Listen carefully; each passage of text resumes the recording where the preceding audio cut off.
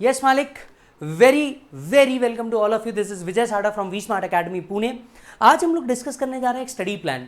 वो कहते हैं ना, if you fail to plan you plan to fail. बस उसी तरीके का कुछ कि अगर आपने क्लासेस बहुत अच्छे से करी और एक प्लानिंग के तहत आपने सारे चीज़ों को कंप्लीट नहीं किया तो आप एक गलती कर देंगे, एग्जाम में अच्छा स्कोर करते करते बच जाएंगे और शायद रैंक से भी चूक जाएंगे। और फाइनल लेवल पे बॉस, ये बहुत ज़रूरी होता है कि आप प्लानिंग को बहुत अच्छे से करें, क्योंकि आपकी आर्टिकलशिप चालू होती है, आपके सिलेबस को टाइम पे कंप्लीट करना होता है, पेनड्राइव्स के लेक्चर्स को कंप्लीट करना होता है, अमेंडमेंट्स को कंप्लीट करना होता है, and most important of all, आप सभी जानते हैं और इस लेवल तक के पहुंच के आप सभी को समझ जाता है that self study is the best study जो आपको करनी होती है, और उसी में आपको मैक्सिमम चीजें पढ़ने, सीखने और रिवाइज करने को मिलती है। और इसी के लिए आज मैं आपके साथ में एक स्टडी प्लान लेकर के आया हूं for CA and CMA final direct taxes and international taxes की कौन से सब्जेक्ट को कितने मार्क्स देना चाहिए, कौन से सिलेबस को किस मार्क्स के हिसाब से एलोकेट करना चाहिए, कब आपने इसे रिवाइज करना चाहिए और किस तरीके से आप इसे कंप्लीट कर पाएंगे। आपने मेरे से पढ़ा है या मेरे से नहीं भी पढ़ा, in any of the cases ये आपके पास अवेलेबल होगा। ये स्टडी प्लान मैं मेरे टेलीग्राम के ऊपर भी शेयर करने वाला हूं,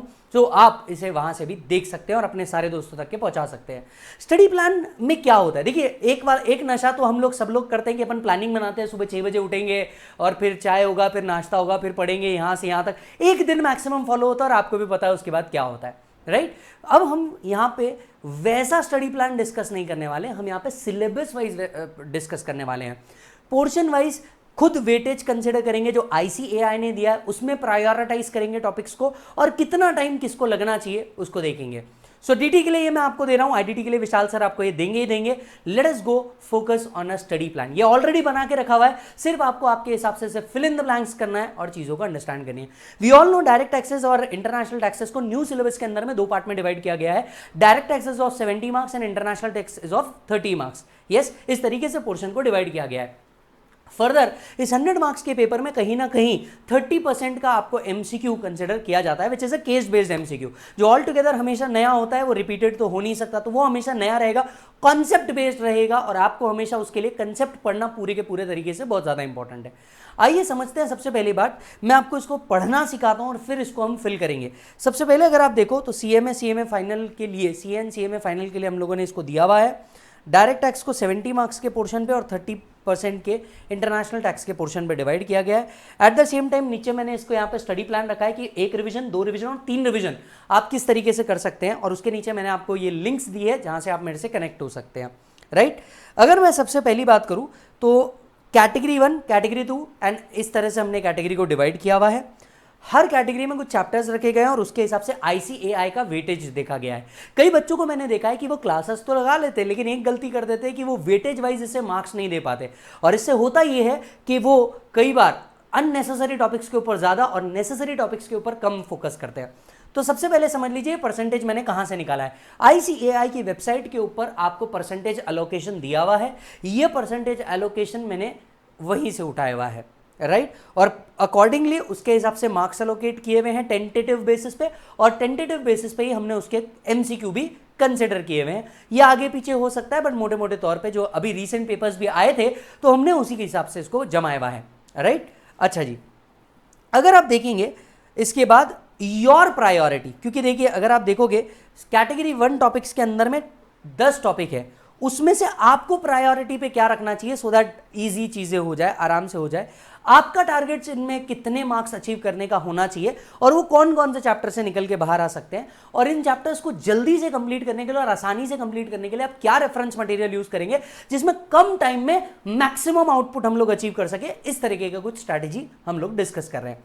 सो चलिए एक बात देखते हैं। सबसे पहले कैटेगरी 1 टॉपिक अगर हम देखें, डीटी की अगर मैं बात करूं तो कैटेगरी 1 टॉपिक के अंदर में हमने डाला हुआ है किसको, basics of charge, residential status, exemption, heads of income, clubbing, aggregation of income, set off deduction, rebate reliefs and special provision relating to companies, AOP, BOI, securitisation trust, business trust, investment fund.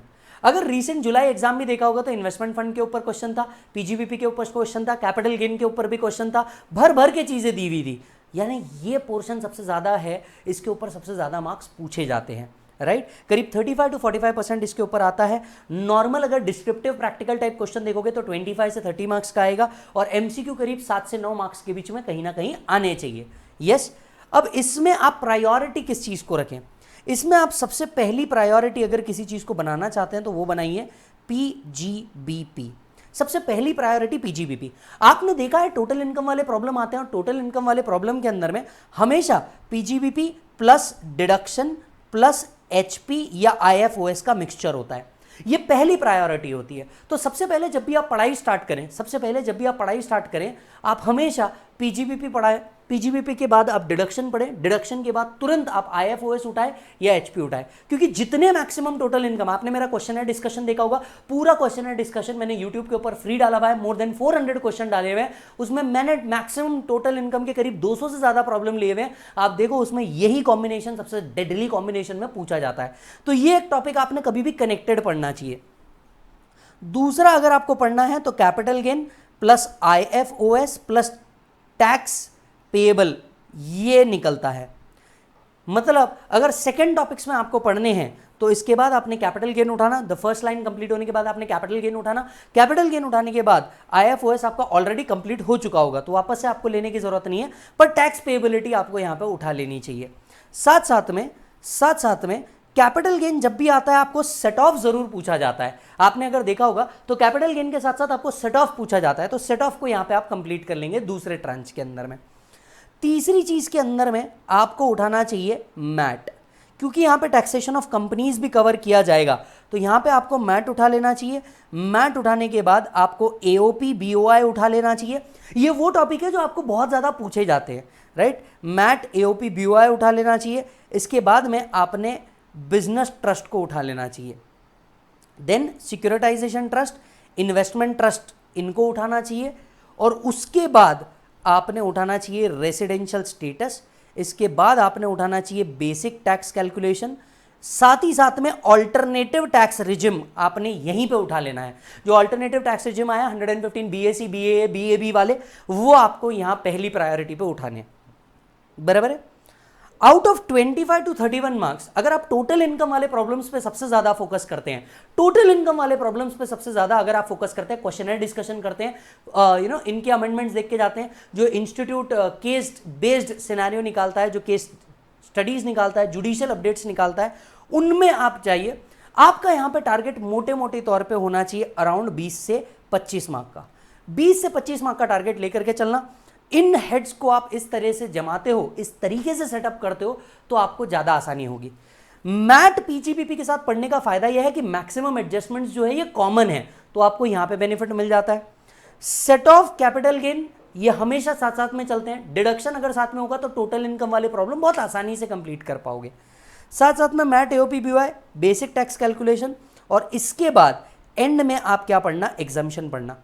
भले यहां पे category exemption की आपको लिख करके दी है, salary, HP, ये सब इसके बाद की बात है, ये सब इसके बाद की बात है। वैसे भी फाइनल में सैलरी और एचपी इतना ज्यादा पूछा नहीं जाता, एग्जम्पशन इतना ज्यादा पूछा नहीं जाता, तो इसको सबसे लास्ट प्रायोरिटी पे रखना। पहले इस तरीके की प्रायोरिटी पे इसको लेकर के आना।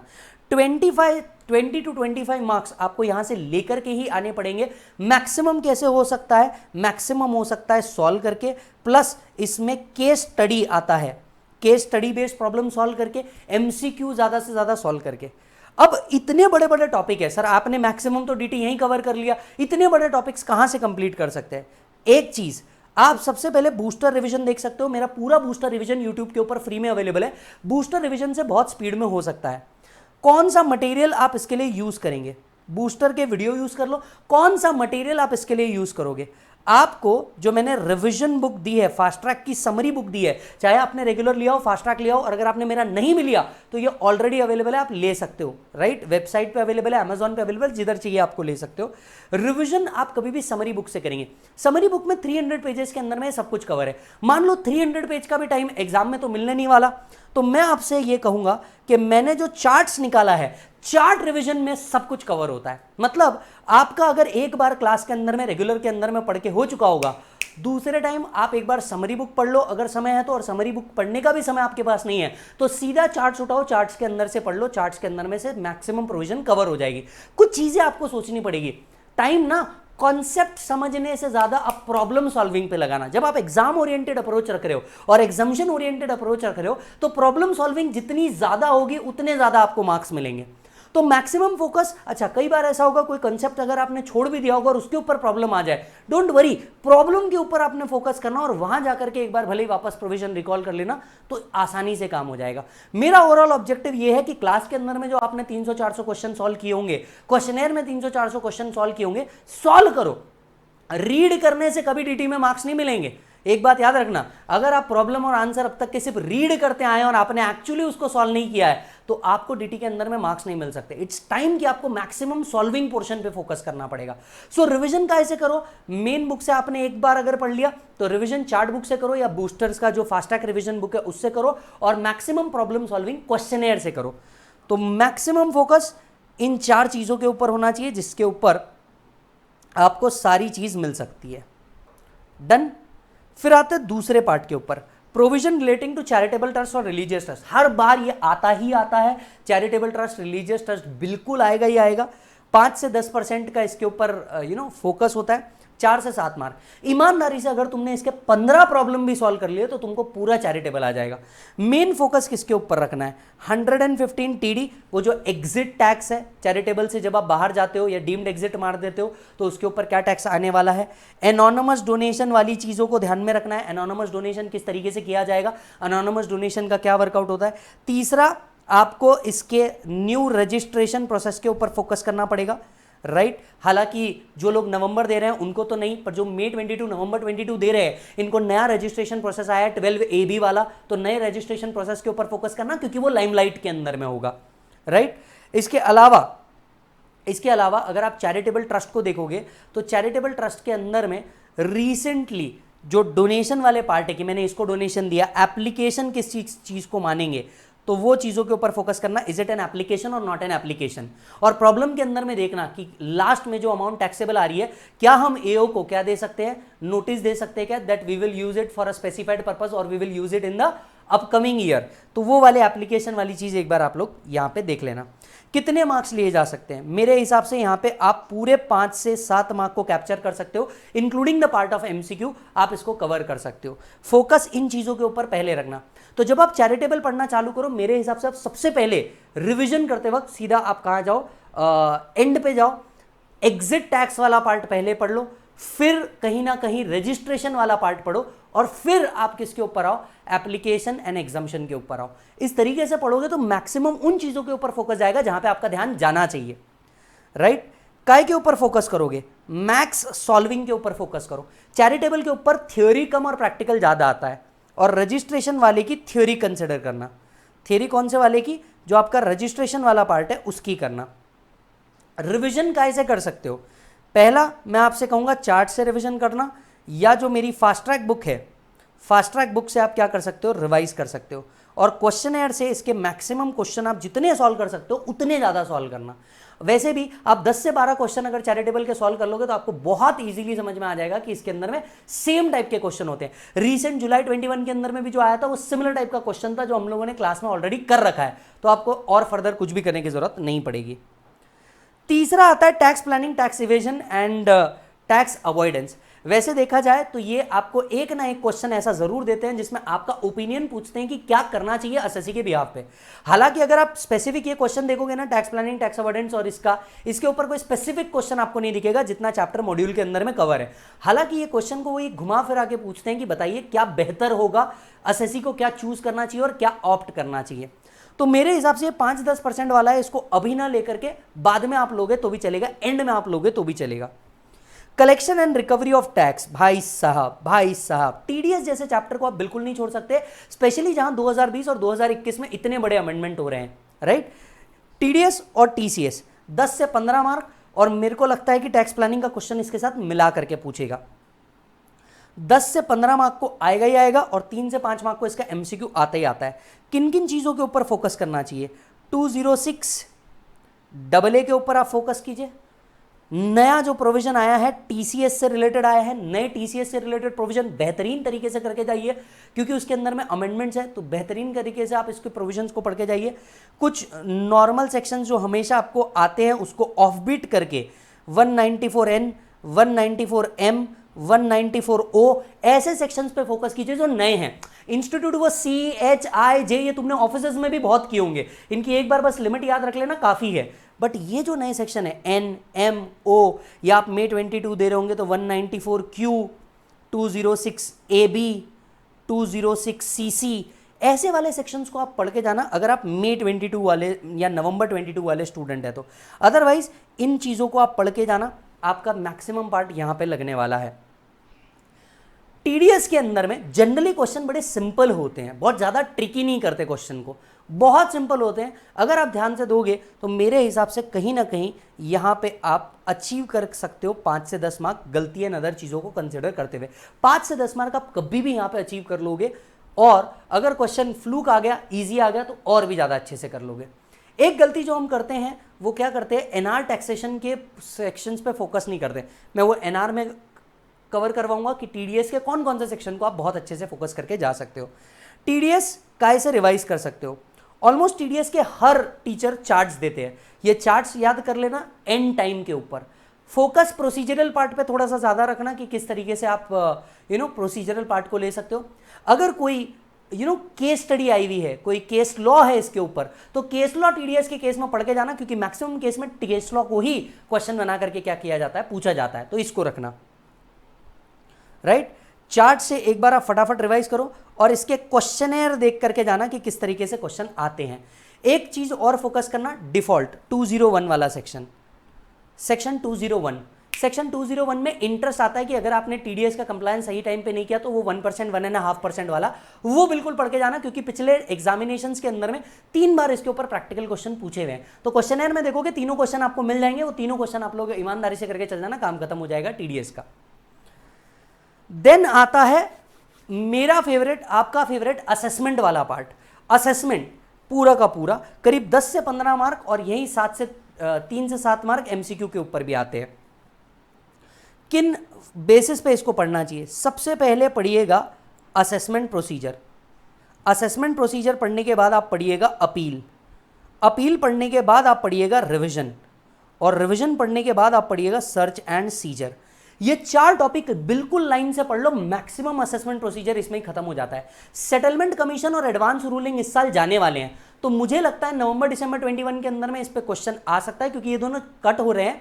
और इंस्टीट्यूट का हमेशा से ऐसा फंडा रहा है कि जब जो चैप्टर जाने वाला होता है उसे कंफर्म एग्जाम में पूछ लेते। बच्चा सोचता है जो जाने वाला है इंस्टीट्यूट कब पूछेगा, और इंस्टीट्यूट उल्टा खेलता है कि अगली बार मेरे को पूछने का मौका नहीं मिलेगा, तो आज ही पूछ करके मैं खत्म कर देता हूं जीवन में कुछ चीजें।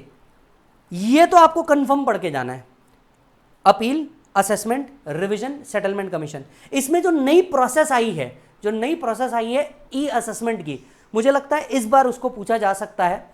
इस बार हमें पूछ जाना चाहिए था जुलाई के अंदर में, उन्होंने नहीं पूछा, बट मुझे लगता है अब पूछा जा सकता है, क्योंकि ई असेसमेंट्स मैंडेटरी आ चुके हैं। तो ई असेसमेंट का प्रोसीजर आपसे पूछा जा सकता है, उसके रेक्टिफिकेशन या पेनल्टी का प्रोसीजर आपसे पूछा जाता है कि ई असेसमेंट में पेनल्टी प्रोसीडिंग किस तरीके से होगी।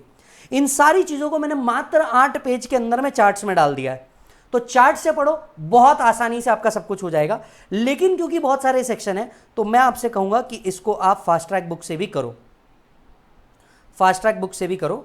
और मेरे हिसाब से क्वेश्चनेयर में इसके मैक्सिमम थ्योरी क्वेश्चन बनते हैं, इसमें प्रैक्टिकल क्वेश्चन बहुत कम बनते हैं, थ्योरी क्वेश्चन बनते हैं, तो थ्योरी क्वेश्चन करके चले जाना। राइट, कौन कौन से सेक्शन है जिनके ऊपर फोकस करना चाहिए, 143(3), 144, 147, 153A, 246A, इसके बाद में 133A, 132, 132B। ये वो सेक्शन है जो मैक्सिमम केस में आपसे पूछे जाते हैं, ये पढ़ के चल जाओगे तो काम हो जाएगा। मैक्सिमम केस में ये पूछे जाते हैं, तो इतना भी कर लो तो बहुत है।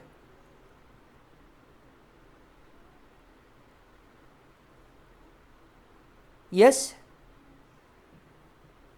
चलो ये पढ़ के जाना। अच्छा, जब भी ये पढ़ो, क्योंकि ये क्वेश्चन के साथ पेनल्टी पूछा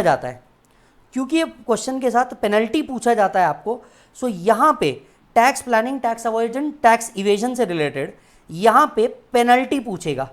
270A कौन भूल सकता है, इसके ऊपर तो हर बार एक क्वेश्चन उठा करके दे देते हैं। तो जब भी ये पढ़ो, इसके बाद आकर के आप ये टैक्स प्लानिंग वाला एंगल पढ़ो। टैक्स प्लानिंग वाले एंगल में आपको इंटरेस्ट वाला पार्ट आएगा, पेनल्टी वाला पार्ट आएगा, एडवांस टैक्स वाला पार्ट आएगा। तो यहाँ पे पेनल्टी पढ़ के जाना। पेनल्टी कुछ चीज़ें आपको बहुत सिंपल से पूछेगा, 270A 272 एओ के ऑर्डर न मानने की पेनल्टी कितनी है। इसके बाद आपको इंटरनेशनल टैक्स से रिलेटेड पेनल्टी याद रखना है। सबसे बड़ा टास्क पेनल्टी में 270A हो गया, 272 वाली सीरीज हो गया, और इंटरनेशनल टैक्स की पेनल्टी सबसे ज्यादा पूछी जाती है। अगर आपने पिछले 4-5 एग्जाम और अटेम्प्ट्स को देखा होगा तो इंटरनेशनल टैक्स से रिलेटेड पेनल्टी सबसे ज्यादा पूछी जा रही है। तो बिल्कुल इंटरनेशनल टैक्स की पेनल्टी याद रखना, स्पेसिफिकली ट्रांसफर प्राइसिंग की, स्पेसिफिकली ट्रांसफर प्राइसिंग की। Yes, then there comes liability in special cases, miscellaneous provision. बहुत कम पूछा जाता है वैसे ये पार्ट, अगर पूछ लिया तो पूछ लिया, पूछ लिया तो पूछ लिया। तो इस केस में आप लाइबिलिटी इन स्पेशल केसेस के अंदर में वो पार्टीशन ऑफ एचयूएफ वाले प्रोविजंस पढ़ सकते हो, पार्टीशंस ऑफ एचयूएफ वाले पोएम पढ़ सकते हो। रेसिडेंशियल स्टेटस से रिलेटेड पोएम की गाइडलाइंस पढ़ के जाना, उसके ऊपर क्वेश्चन आता है, राइट, इसके ऊपर क्वेश्चन आता है। इसके अलावा टैक्सेशन ऑफ एचयूएफ से रिलेटेड आप एक बार प्रोविजन पढ़ के जाओगे, काफ़ी हो जाएगा, हालांकि बहुत ज़्यादा आपको पढ़ने की ज़रूरत नहीं पड़ेगी। इसके अलावा फर्म का कंसेप्ट पढ़ के जाना, that is taxation of firm वाला जो क्राइटेरिया है वो पढ़ के जाना। पॉलिटिकल पार्टी, इलेक्टोरल ट्रस्ट, ये सब एंड में रखने वाले टॉपिक है, बहुत छोटे हैं, बहुत ईजी हैं। एग्रीकल्चर इनकम वाला पार्ट हो गया, एंड में रखो। सैलरी एचपी वाला पार्ट हो गया, एंड में रखो। मतलब ये वो टॉपिक है जो नॉट इंपॉर्टेंट है, नॉट सो इंपॉर्टेंट वाले टॉपिक है, इसको सब यहां ढकेलो, इसको सब यहां ढकेल दो। समझ में आ रही बात? ये सब बाजू करो, no if no but, only cut to cut. जितना एग्जाम में आता है इतना पार्ट एग्जाम के अंदर में मैक्सिमम केस में पूछा जाता है, इतना आपने बिल्कुल आराम से पढ़ के चल के जाने का। यस, बाकी ये जितने भी टॉपिक आपको दिख रहे हैं, taxation of this trust, taxation of this, taxation of that, आपका हो गया टनेज टैक्सेशन वाला पार्ट हो गया, टनेज टैक्सेशन यहीं पे रख के जाना। एडवांस रूलिंग आप कहीं ना कहीं यहाँ पे डाल सकते हो, ये इंटरनेशनल टैक्स का पार्ट है, इंटरनेशनल टैक्स में बहुत लिमिटेड चीज़ों के लिए पूछा जाता है। Settlement commission, income tax authority, ये सारी चीज़ें जो है। फिर रिटर्न ऑफ इनकम वाला पार्ट हो गया, इसको आप इस एग्जाम के लिए सबसे एंड में लेकर के जा सकते हो, जिनको बहुत ज़्यादा नहीं पूछा जाता। तो मैक्सिमम टाइम आपका डीटी में यहाँ एलोकेट कर देना, आपका काम खत्म हो जाएगा। ये सारी चीज़ें, ये जितने भी टॉपिक है, इनके ऊपर आप चार्ट्स देख लो या फिर क्वेश्चनर डिस्कशन देख लो, काफ़ी हो जाएगा। आपको दोबारा इन चीज़ों को देखने की ज़रूरत भी नहीं पड़ेगी। 70 मार्क के अलावा, अच्छा, इनमें से आप कितने मार्क्स अचीव कर सकते हो? मेरे हिसाब से अगर आप देखो तो करीब 10 से 12 मार्क्स आप यहां अचीव कर सकते हो, assessment procedure, penalties and all में। ये हमेशा इसी के साथ पूछा जाता है, असेसमेंट के साथ ही मैक्सिमम केस में पेनल्टी पूछा जाता है। तो असेसमेंट के बाद पेनल्टी पढ़ोगे तो कभी भी ज़्यादा समझ में आएगा। 10 से 12 मार्क इधर ला सकते हो, करीब 5 से 6 मार्क इधर आ सकते हैं इन टोटल में, अगर देखा जाए तो। सो अगर आप देखो इस तरीके से मार्क्स डिवीजन हो सकता है, ज़्यादा अच्छी से चीज़ें आ सकती है। फिर आता है इंटरनेशनल टैक्स, 30 मार्क्स। पहले 3 चैप्टर जो बहुत ज्यादा इंपॉर्टेंट है, डीटीडब्ल्यूए प्रैक्टिकल क्वेश्चन आएगा, ट्रांसफर प्राइसिंग प्रैक्टिकल क्वेश्चन आएगा, उसमें भी कप मेथड, आरएसपी मेथड या कॉस्ट प्लस मेथड फिक्स है। सेकेंडरी एडजस्टमेंट अब उनका पूछना धर्म है, वो पूछेंगे ही सेकेंडरी एडजस्टमेंट वाला पार्ट। सो पहला DTWA, transfer pricing, advance ruling, equalisation levy. मैं अगर इसे प्रायोरिटाइज करूं, सबसे पहले जाकर के तुमने टीपी पढ़ना चाहिए। टीपी के अंदर में सबसे पहले क्या पढ़ना चाहिए? सबसे पहले आप पढ़ो सेकेंडरी एडजस्टमेंट, फिर उसके बाद में methods of computing. Recent times में एपीए बहुत ज़्यादा पूछा जा रहा है, तो एपीए रखना, टीपीओ की रिस्पॉन्सिबिलिटी रखना, और सबसे इंपॉर्टेंट जो आप भूल जाते हो, पेनल्टीज बिल्कुल याद करके चल जाना। यस, सेफ हार्बर रूल की एप्लीकेबिलिटी है नहीं, तो रिसेंटली आप उतना तो भी रिलैक्स हो। So roll back provision, APA वाला पॉइंट, सेकेंडरी एडजस्टमेंट्स, ये मैक्सिमम पढ़ के जाना, ये आएगा ही आएगा। इसके अलावा 94B का मैक्सिमम इंटरेस्ट और नॉन जुरिडिकल एरिया, ये टीपी के अंदर में मैक्सिमम पार्ट है, इसको पूछा जाता है, इसको याद कर लेना। पेपर 6C में भी ये रेलेवेंट बनेगा। फिर डीटीडब्ल्यूए के अंदर में सिर्फ और सिर्फ उठाना, प्रॉब्लम सॉल्व कर देना, और 90A में सेंट्रल गवर्नमेंट के पास क्या पावर है, बस ये 2 चीजें पढ़ के जाना कि प्रॉब्लम कैसे सॉल्व करते हैं। अच्छा, जब भी डीटीडब्ल्यूए के प्रॉब्लम सॉल्व करोगे तो ऑब्वियस ही बात है तुमको डिडक्शन याद होने चाहिए। तो ऊपर तुम वैसे ही डिडक्शन पढ़ चुके होंगे, डीटीडब्ल्यूए के साथ डिडक्शन मैक्सिमम केस में पूछा जाता है, तो डीटीडब्ल्यूए प्लस डिडक्शन का कॉम्बो बना करके आप लोग क्या करना है, पढ़ना है, याद रखना। इक्वलाइजेशन लेवी, ये हमेशा आपको केस स्टडी वाला क्वेश्चन पूछेगा, प्लस इसके साथ साथ पेनल्टी वाला क्लॉज पूछेगा। इक्वलाइजेशन लेवी कब आया है? रीसेंट टाइम्स में 194O आपको इसी के साथ पूछा जा रहा है, तो इक्वलाइजेशन लेवी प्लस टीडीएस का कंसेप्ट पूछा जा सकता है, ये पढ़ के जाना थर्ड प्रायोरिटी पे, राइट। फोर्थ प्रायोरिटी पे एनआर टैक्सेशन लेकर के आना। एनआर टैक्सेशन के अंदर में 115A पूछा जाएगा, 115BB पूछा जाएगा, 115AC पूछा जाएगा। ये तीन चीजें सबसे ज्यादा चलती है, प्लस इसके साथ साथ 194 की सीरीज आपको पढ़नी पड़ेगी टीडीएस की। इतना पढ़ लेना, आपका मैक्सिमम आपके 15 से 20 मार्क्स यहां अचीव हो सकते हैं। क्या रेफरेंस मटेरियल, मैंने जो अभी चार्ट्स इशू किए हुए हैं या फिर जो आपका फास्ट ट्रैक बुक है ये पढ़ लो, इससे आराम से कंप्लीट हो जाएगा। इसके क्वेश्चन सॉल्व करना है, चुपचाप क्वेश्चनेयर में जाओ, क्वेश्चनेयर में इसके क्वेश्चन मिले हुए हैं वो सॉल्व कर लेना। एक क्वेश्चन हमेशा ये बाकी के चैप्टर से आएगा, ओईसीडी, बेब्स गाइडलाइन, वो वाले पार्ट पूरे के पूरे आएंगे। क्या कर सकते हो, सबसे पहले प्रायोरिटी पे बेब्स पढ़ लेना, बहुत छोटे हैं, 14 चीजें पढ़नी है, बहुत छोटी चीजें, बेब्स पढ़ लेना। इंडियन काउंटर पार्ट क्या है ये पढ़ लेना।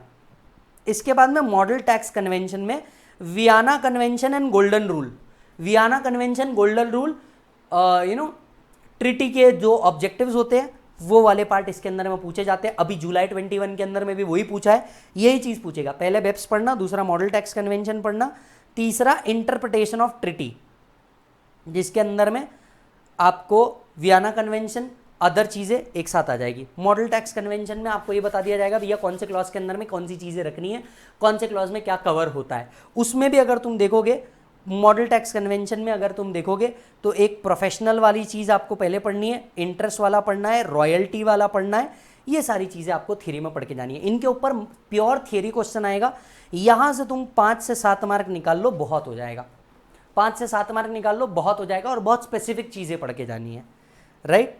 काय से पढ़ोगे, मेरे हिसाब से इसको फास्ट ट्रैक बुक से पढ़ लेना, और क्वेश्चंस जो होंगे ये मॉड्यूल से सॉल्व कर लेना, क्योंकि उतने ही क्वेश्चन है, कोई नया क्वेश्चन आपको मिलने नहीं वाला। तो ऑलमोस्ट सभी की बुक में उतने ही क्वेश्चन है, क्वेश्चन से सॉल्व कर सकते हो या तो मॉड्यूल से सॉल्व कर लेना, काम खत्म। यस, इतना भी अगर आपने कर लिया तो आप आराम से डीटी में एग्जाम्शन पा सकते हो। बस आपको प्रायोरिटी ये लगानी होगी, जो मैंने आपको बोली प्रायोरिटी ये लगानी होगी, और इन पार्ट्स के ऊपर स्पेसिफिक फोकस करना होगा। मैक्सिमम पार्ट सॉल्विंग के ऊपर डालो। जब आप क्वेश्चनर सॉल्व करते रहोगे तो बाजू में पॉइंटर्स लिख दो कि क्या क्या पॉइंट इसके अंदर में आते हैं। अब छोटा सा एग्जांपल ले लीजिए, जैसे आप ट्रांसफर प्राइसिंग का कोई भी क्वेश्चन सॉल्व करेंगे तो सबसे पहले आपको एसोसिएटेड एंटरप्राइजेस है वो वाला पार्ट लिखना पड़ता है, फिर कौन सी मेथड अपना रहे हो ये वाला पार्ट लिखना पड़ता है, और तीसरे में आपको कैलकुलेशन देना पड़ता है। अगर आप इस फॉर्मेट में लिखोगे तो टीपी में 100% मार्क्स मिलेंगे, टीपी में फिर 100% मार्क्स मिलेंगे। क्लियर है। दूसरा आप अगर चैरिटेबल में जाओगे तो सबसे पहली चीज होनी चाहिए वहां पे is it a charitable purpose, how it is a charitable purpose, और फिर उसका कंप्यूटेशन करोगे तो ज्यादा इजी है। पीजीपीपी में आप सबसे पहले अलग चीजों की वर्किंग नोट बना दो, जैसे पीजीपीपी की वर्किंग नोट, अदर सोर्सेज की वर्किंग नोट, डिडक्शन की वर्किंग नोट, और फिर टोटल इनकम निकालोगे तो ज्यादा बेटर है। यही कैपिटल गेन के अंदर में इंडेक्सेशन को फॉर्मूला लेकर के करोगे और नोट्स लिखोगे एग्जामिशन देते वक्त तो ज्यादा मार्क्स मिलेंगे। यस, यहां पे आपको मार्क्स आते हैं। मैट के केस में जो भी एडजस्टमेंट आपने किया है उसके नीचे उसका रीजन लिख दोगे तो आपको मार्क्स मिल जाएंगे। आईएफओएस के अंदर में आपको वर्किंग नोट बनानी होगी कि कोई भी चीज क्यों कंसिडर की है और क्यों नहीं। सेट ऑफ के केस में अगर वर्किंग नोट लिखोगे कि ये चीज कैरी फॉरवर्ड हो रही है और इतने साल तक के और कैरी फॉरवर्ड हो सकती है तो इसके ऊपर मार्क्स मिलेंगे। गेटिंग इट और नॉट। इंटरनेशनल टैक्स में एनआर टैक्सेशन के अंदर में आप अगर स्पेसिफिक प्रोविजन प्लस उसी के नीचे उसका टीडीएस एंगल लिख दोगे तो आपको ज्यादा मार्क्स मिलेंगे।